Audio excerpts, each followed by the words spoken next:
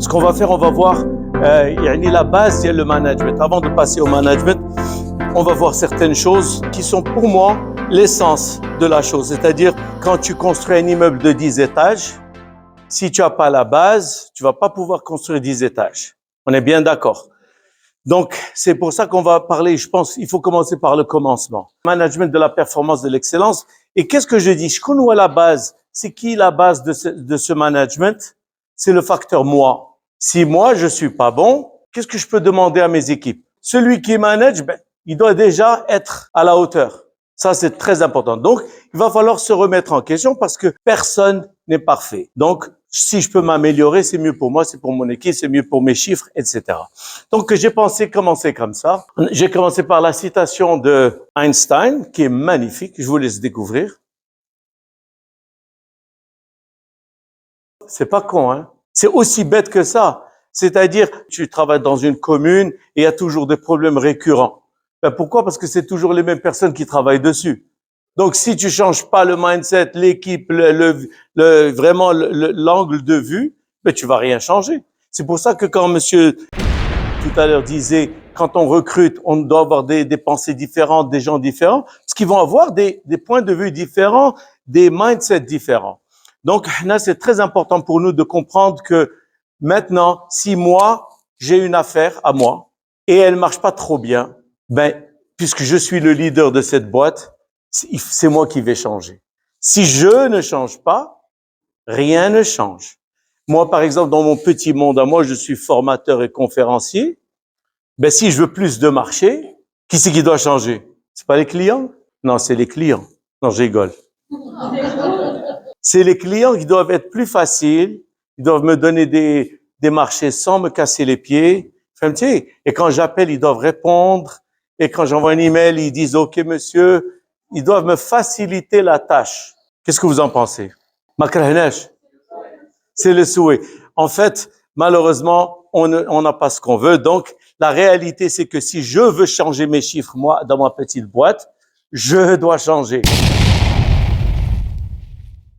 C'est aussi bête que ça. C'est pas très compliqué.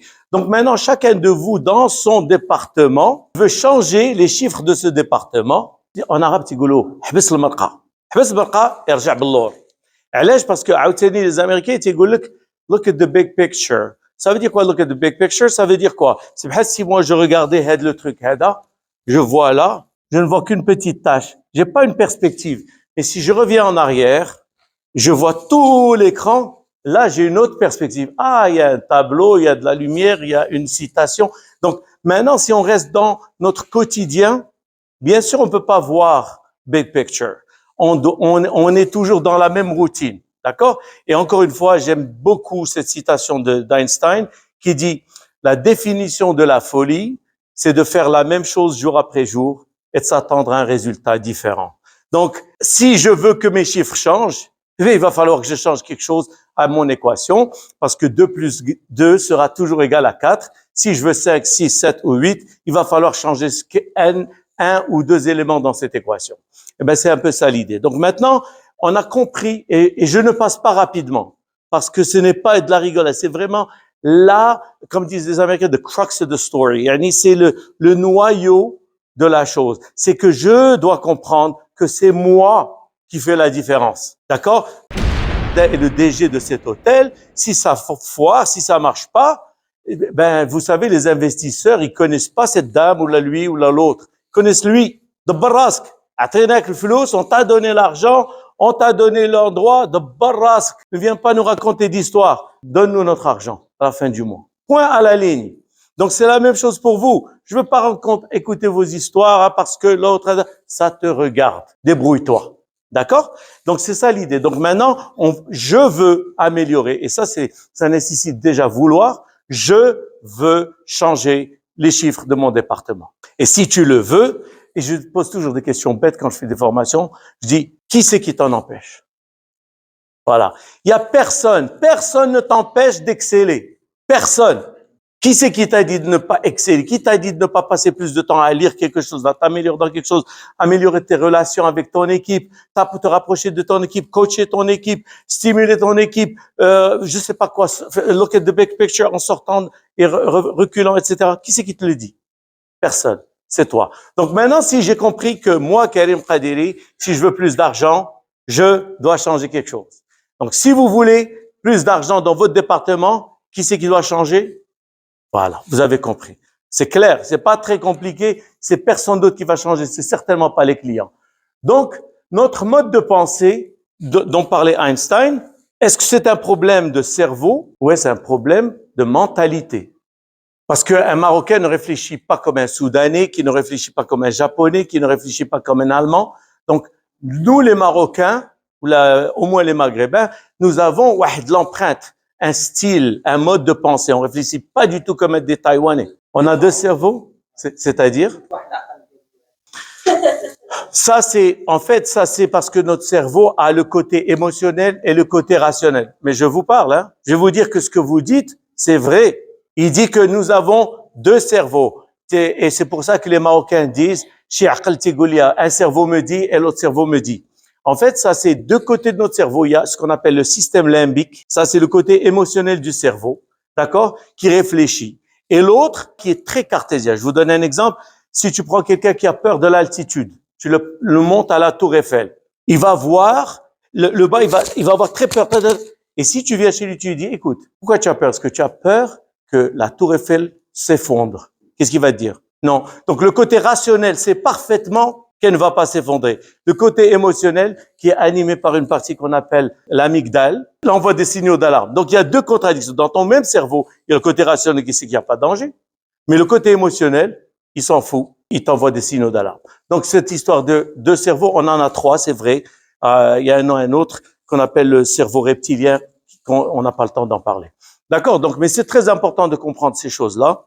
Et j'aime bien quand on parle des émotions parce que nous sommes dans l'hôtellerie. Et l'hôtellerie, c'est entièrement le plaisir. Je ne viens que pour le plaisir. Il n'y a rien d'autre. Donc, c'est pour ça qu'on parle de l'expérience client. Le client n'achète ni une piscine, ni un lit, ni un steak. Il achète une atmosphère, une ambiance, une expérience. Moi, je leur dis, par exemple, dans certains riads, je ne vends pas le lit, je ne vends pas le restaurant, je vends le silence. Wow. Si tu viens acheter juste ce silence, barakalik. Donc, on te vend des choses vraiment impalpables, qui touchent tes émotions et stimulent ton imagination. Donc voilà. Donc, on a compris. Donc, notre mode de comportement, notre mode de pensée n'est pas une question de cerveau, là, avoir de cerveau, c'est une question de mentalité. D'où vient notre mentalité, d'après vous? Entourage, exactement. La culture, éducation. C'est ce qu'on appelle le conditionnement. Ça veut dire quoi? Tu as un verre vide, tu le remplis de culture espagnole, ben tu deviens espagnol. Si tu étais né, on t'avait rempli de chinoiserie, tu serais chinois. Et puis c'est tout. Donc il y a rien, tu n'es rien que ce que on a mis en toi. Maintenant, il est important en nous de chercher la meilleure version de nous-mêmes. D'accord? Donc, je suis un directeur, certes, mais je suis pas parfait. Mais je sais que chaque jour, je veux faire un pas vers une meilleure version de moi-même, qui va mieux gérer, qui peut gagner plus d'argent, etc., etc. Donc, ça veut dire quoi? Je vais pas dire, nous, au Maroc, à Marrakech, on fait comme ça. Ici, en Suède, on fait comme ça. Non, je cherche les meilleurs benchmarks du monde et j'essaye de faire comme eux, sinon mieux. Voilà, il n'y a que le travail sur soi. C'est simple, tu travailles dans ce département, mais tu sais pas communiquer avec ton équipe. Sur quoi tu vas travailler? Sur toi-même. Je vais apprendre à communiquer. Je ne maîtrise pas très bien l'espagnol. Sur quoi tu vas travailler? Toi-même, tu vas apprendre l'espagnol. Je ne maîtrise pas le management. Sur quoi tu vas travailler? Toi-même, tu vas apprendre le management. C'est tout, hein. Je me mets en colère avec les équipes. Mais sur quoi tu vas travailler? Sur toi-même, tu vas travailler la gestion de stress ou whatever. Donc, ce que je veux dire par là, il n'y a que moi. Il n'y a que le facteur moi dans toute cette histoire. Et on va le voir dans un petit moment de plus en plus. D'accord? Donc, notre mentalité vient de notre conditionnement. Maintenant, à moi, à chacun de nous de changer son conditionnement en filtrant ce qu'il absorbe. Je veux pas voir n'importe quoi, écouter n'importe quoi. Et c'est-à-dire, comme je dis aux gens, si tu grandis à Marrakech, tu vas pas te comporter comme un Suisse. C'est impossible. D'accord? Parce que tu n'as pas ce conditionnement-là. Mais moi, si je remarque que les Suisses sont plus, je dis un peu rigoureux, ou là, ils sont plus polis, ou là, ils jettent pas leurs ordures par terre, ou là, ils ne se faufilent pas en moto, eh ben, ça, je trouve, ouais, c'est joli, ça. Je veux faire comme eux. Je vais apprendre de tout le monde pour devenir la meilleure version de moi-même. Et quel est le directeur qui va gagner le plus? La meilleure version de toi, la moyenne ou la pire? Voilà, donc j'ai intérêt à devenir le meilleur directeur possible, la meilleure version de moi possible. Très bien.